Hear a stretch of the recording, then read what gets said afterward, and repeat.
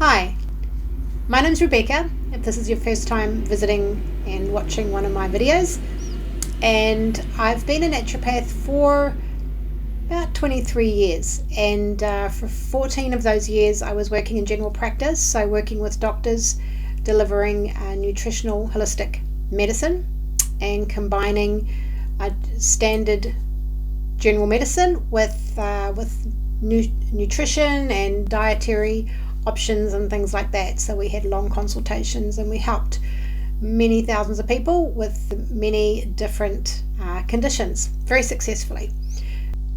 Over these last couple of decades, I've come to realize how much misinformation there is in the public domain and how much confusion people have about their bodies and what's going on. And a lot of my practice involved really just educating people on the fundamentals of what was going on, so they could really understand what they were doing and why, and they could also monitor their improvements, make sure they were getting well and benefiting from the changes they were making to their life and their diet and what have you. So education is definitely one of my passions, and making information that's accurate and very easy to understand without lots of technical terms, but most of all information that people can use themselves to feel better and have more happier, healthier lives, basically. So in that vein, today I'm going to talk about hormones, women's hormones actually, and I'm going to just cover the fundamentals of the cycle, the actions of the hormones, and once you understand that, it's very easy to see what can go wrong, maybe clear up some of the confusion around that, and then some of the simple solutions you can use to balance hormones, because once you understand what's going on, it's actually quite simple. It looks like a very complex subject, but in actual fact it's not. Hormones are not complex as long as you understand without all the too much technical terms. So with that, we're going to start with the cycle and its simplicity. So in the first half of the cycle, the dominant hormone is estrogen. So it's for the first 2 weeks, and it promotes growth. Estrogen promotes growth. That's the common denominator of estrogen is growth. So it creates growth in the breast, growth in the endometrium. It's stimulating the ovaries to get ready for ovulation, because they want the stimulation of the ovaries prepares the eggs in readiness for ovulation. Now in the second half of the cycle, that means after ovulation, progesterone is the dominant hormone there. And the reason it's dominant is because progesterone is only produced in one place in the body, and that is the ovary, and it's only produced once there is ovulation. So you might have heard terms like the luteal phase or corpus luteum. Now that the explanation for that is when the egg comes out of the ovary, you get progesterone stimulating the ovary, the egg comes out, and what's left behind is a little sac called the corpus luteum. It's just a technical word, but that is producing progesterone. So that's when your progesterone production starts to ramp up after ovulation. Now if you don't ovulate, you won't make progesterone that cycle. You may still have some progesterone floating around your body, but in that cycle you won't have made progesterone of your own. So that explains, and the function of progesterone is to slow the growth. It slows growth and it promotes development, or another term is differentiation, which is a more accurate term. So basically you've got growth being stimulated from the estrogen, and then the progesterone comes in and it just slows that growth down, so they work in concert very well. Very important that they're both there, and it tells the cells what to do. So the growth is not uncontrolled. You don't just have this growth occurring. You've got this progesterone telling your body how the cells should be responding to that growth, if you like, in a simple way. Now the reason you hear estrogen in relation to cancer is because cancer fundamentally is an uncontrolled growth. It's growth that's occurring and it's not controlled by the normal systems of the body.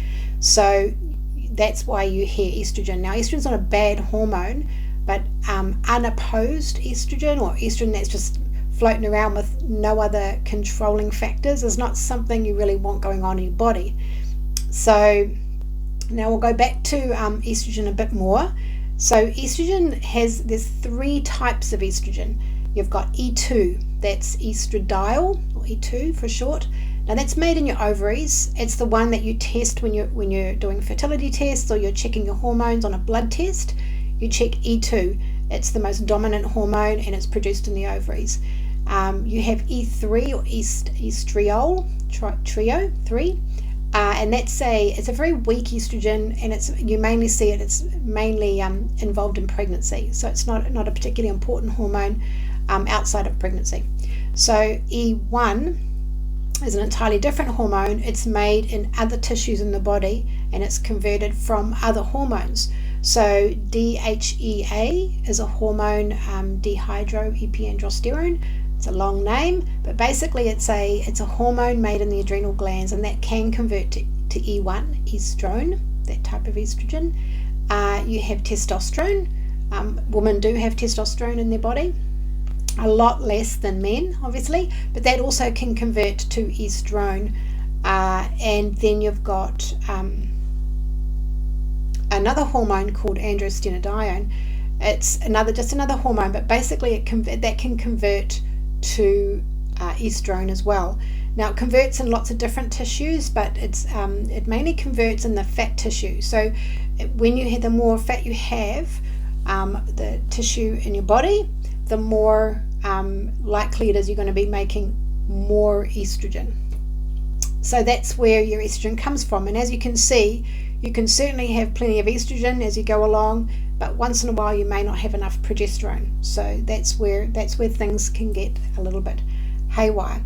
There's other factors I know there's xenoestrogens, which are estrogen mimickers that are in the environment and in food and pesticides and things, and they can act like estrogens in your body, which compounds that. But for now, we're just going to talk about the hormones that are produced in the body, and we'll talk about xenoestrogens on another day, and we're looking more broadly. But I just want to focus on the cycle today and understanding the interplay of the hormones. So now we know what estrogen and progesterone does at their fundamental level. I want to talk a little bit more in detail about their actions in the body. So you've got the estrogens. Now estrogen, it promotes growth and growth, like we talked about, and it increases fat deposits in the body. It makes you put on more weight, and that's basically preparing your body for pregnancy, so that you've got extra stores of energy. It has an effect where it reduces the circulating thyroid hormone in your body, so it slows your metabolic rate and reduces the activity of the thyroid hormone by basically reducing the amount of circulating thyroid hormone. So it does those things. Now progesterone is very different. It increases the thyroid hormone in your body circulating, which increases your metabolic rate. Now that is why when progesterone peaks in your cycle, you get a temperature spike, and that's because you're getting an increased amount of the progesterone is increasing the amount of thyroid hormone in your body. It's a natural diuretic, so it helps you lose water. It, like I said, it slows the growth, so it balances out on the estrogen on that front. It has a really interesting effect on mood from a physiological point of view. We all know that mood's got a lot to do with lifestyle factors and environmental factors and things like that. But from just a purely chemical, physical point of view, progesterone affects something called the GABA receptors. But so basically, it has a very mild calming effect on the body and a mood elevating effect from a physiological point of view. And the other thing it does, which is very important for your overall long-term health, is it makes your body much more sensitive to estrogen, so that you need less. So what estrogen you do have, you use very efficiently, so your body doesn't have to keep producing it. So it sensitizes the body to estrogen and increases the ability of your body to use the estrogen that it has, which is very important, because the less estrogen you need, the more efficient your body runs on the least amount of hormones it needs, and then you don't have these excess hormone problems going on. All right, so I hope it's given you a very clear overview of the interplay between estrogen and progesterone. They're both very important, and they moderate one another, and they do act in concert. So now you may have heard terms like estrogen dominance or luteal phase defect or progesterone deficiency, these kinds of things. So there's different ways that these things can happen, and they cause certain problems with the body when you have these imbalances. So you really want to understand, like now you understand progesterone and estrogen. So you may, when you've got too much estrogen relative to progesterone, you can get these problems, and that's things like prolonged periods, heavy periods. You can get overdevelopment of the muscle wall of the uterus, and that's called fibroids. You get these growths of the muscle, which is overdevelopment of the muscle there. You can get breast cysts and tender breasts, and problems with headaches in the cycle, irregular cycles, missing cycles. Things just aren't going right, and generally speaking, that's related to a fundamental lack of progesterone relative to estrogen. Now, there's different ways that this can happen. You can have perfectly fine progesterone and have too much estrogen. So there's nothing wrong with your progesterone, but you just need to handle your body to get rid of the excess estrogen. Or you can have, like I said before, you can, if any ovulation is missed, any cycles where there's ovulation doesn't occur, you'll still have a period, very likely, but without the ovulation, you may have all wonderful estrogens, but your progesterone is very low that cycle, and so then you get problems from like a functional lack of progesterone. Or you may have the types of estrogens, how you handle estrogen. So your body has estrogens, and you can convert them to good estrogens or bad estrogens, and these bad estrogens promote the bad effects. They're very powerful acting in your body, and so it may not be that you have too much estrogen per se, but you're converting your estrogens in the wrong way, or in a way that's not so good for your health. So we want to promote healthy metabolism of your estrogen, and then your progesterone might be fine. All these factors could occur together, of course, not very common, but these are the different ways that things can go wrong. Also, I mentioned before, and I'm going to touch on it just slightly, is xenoestrogens, and that's spelled XENO, and then estrogens. So they're basically environmental estrogens. I'm going to do a whole talk on xenoestrogens, but artificial colors and flavors, different pesticides and chemicals in the food, plastics is a common source, especially if you microwave in plastics and store things in Glad wrap, cling film, those kind of things. They get into your body, these chemicals, and they can be like thousands of times greater than your body's natural estrogens. And so researching estrogens and understanding them and limiting your exposure to them by using spray-free produce, organic produce where you can, and limiting your exposure to plastics, using glass water bottles when you're drinking, and things like that. So definitely don't microwave in plastic. That's a big one. And so limiting those estrogen mimickers, they call them, in your body, that can also be very, very important for some women.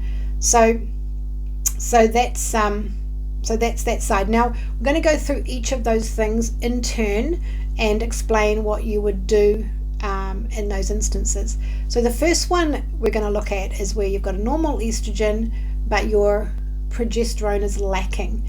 Now, for most of the cycle, for most of a woman's life, from a hormonal point of view, just promoting normal ovulation is very important. So you can, once you promote normal ovulation, you will make progesterone, and that will balance your estrogen. And as you get further into your later part of the perimenopause, maybe you get into your late 40s or early 50s, some women may need some progesterone replacement. We're going to talk about that again in another talk, but that may become necessary. But until that point, it's much healthier to produce your own progesterone, and you do that by producing by promoting natural ovulation. So now the contraceptive pill is a little complicating factor here, because it doesn't give you progesterone, it gives you progestogen, and all of those things that I told you about progesterone are definitely not the case with the progestogen in the oral contraceptive. So the oral contraceptive, it suppresses your ovulation, so you're not making your own progesterone, but you're being given a different kind of hormone called progestogen. So that if you want to promote normal ovulation, it may be useful to have periods of time where you come off the pill, get a normal ovulatory cycle, producing your own hormones, and then perhaps go back on it. But and if you're on the pill, you can't do anything to promote ovulation, because the design of the pill is to stop ovulation for while you're taking the pill. So if you're not on the pill, there's a very, very good herb called Vitex agnus castus. Now that is its Latin name. It's also called chase tree. It's got other names, but those are the two main names. Now that is an amazing herb that promotes ovulation, and I have used all of them under the sun that say they give you a normal ovulation. That is the only one specifically that is very, very, time after time after time, very, very useful. Now I recommend you get a supplement that is only Vitex, not vitamins and minerals and other herbs and what have you. That's all it is. But if you get a supplement that's just that, it's much more efficient. So that's how you handle that one. So let's go to the other part where you've got all the wrong types of estrogen. So you've got you're not processing estrogen right. You're getting all these other very strong, what they call metabolites or breakdown products of estrogen that are very powerful in the body, and they're overwhelming the progesterone in terms of the imbalance. So you want to handle that. There's a few different ways. You basically want to take zinc. Zinc is very important, very, very one of the most key important nutrients in this. I'm a big fan of high dose short term, and something between 50 and 70 milligrams elemental zinc a day for 3 months a year. And zinc has a very good effect on the immune system, so the winter months are a great time to take that. Now I would definitely warn you off taking a liquid zinc. Liquid in any dose can be have quite an effect on nausea, can make you feel quite nauseous, and in particular zinc sulfate. So I never recommend zinc sulfate, and definitely none of the liquid forms. But the good, you can take zinc citrate, zinc picolinate. There's other forms, but zinc sulfate I wouldn't recommend. Some people can take zinc sulfate, but many people get nausea, and why take the chance? It's my philosophy. So now the other thing to be wary of with zinc is there's a little marketing trick on labels that says 75 milligrams per capsule, and underneath that in very small writing it'll say equivalent to or elemental in brackets, one of those two terms, and it's usually 5 milligrams. So you'll get 70 milligrams of whatever citrate and 5 milligrams of zinc. So it's the elemental equivalent zinc that you need to look at, and it's 50 to 70 milligrams for a normal adult woman. It's not good to take long-term high dose. It can imbalance other minerals. So like I said, 3 months high dose works really well. Always take it with food. Even non-liquid and non-sulfate forms of zinc can be a bit uneasy on the tummy for some women, and so make sure you're taking it with food. So that's the first one. Now, you may have heard of a supplement called DIM, or diindolylmethane, which that helps you process your estrogens. So DIM, or diindolylmethane, is actually manufactured in your body. You do manufacture it, and it's manufactured from another substance called indole 3-carbinol, which is also sold as a supplement. I3C you sometimes see, but basically that is a substance that you get from cruciferous vegetables. So broccoli, cauliflower, Brussels sprouts, kale, a very important one. Those kind of vegetables give you this indole 3-carbinol, and with that you make diindolylmethane. So increasing those vegetables is marvelous regardless, and that's why they say that can help breast health and what have you. It's because of the substance. Sure, you can take diindolylmethane as a supplement as well, especially if you already have breast cysts, or you have very heavy periods, or prolonged period, like periods that last 2 weeks, things like that. You can definitely take the supplement. So those are the nutrients you want to be looking at for processing. The other ones are B vitamins, a good B vitamin complex that has lots of B6, especially in the form of pyridoxal 5-phosphate. That is a form of B6. That's like the active form. That's very important. So that's going to help as well. Now, excess estrogen overall. The important thing about estrogen is it is packaged up in your liver. It goes out through your liver into your gallbladder. It's carried in this substance called your bile, and from there it goes to your bowel. And so in the bowel, it's basically broken down from the probiotics that are contained. That's the bacterial flora of your bowel. Break the estrogens down, and they are taken out of your body.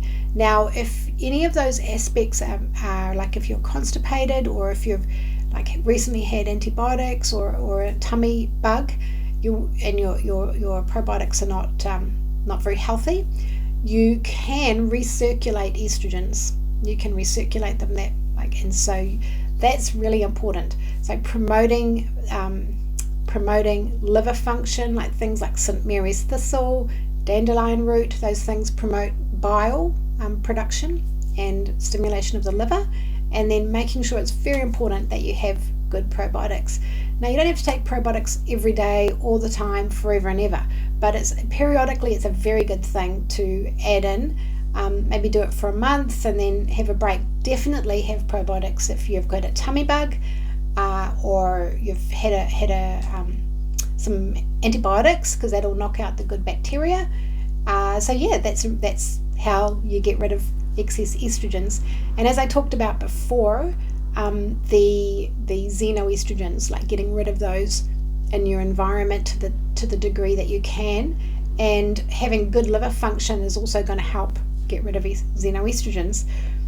So that's a broad overview of the types of things that can go wrong on the cycle and why. And so I sincerely hope that makes sense, and it's explained some things to you, and you now have some more clarity about what to do for your own long-term health. And here's to your better health.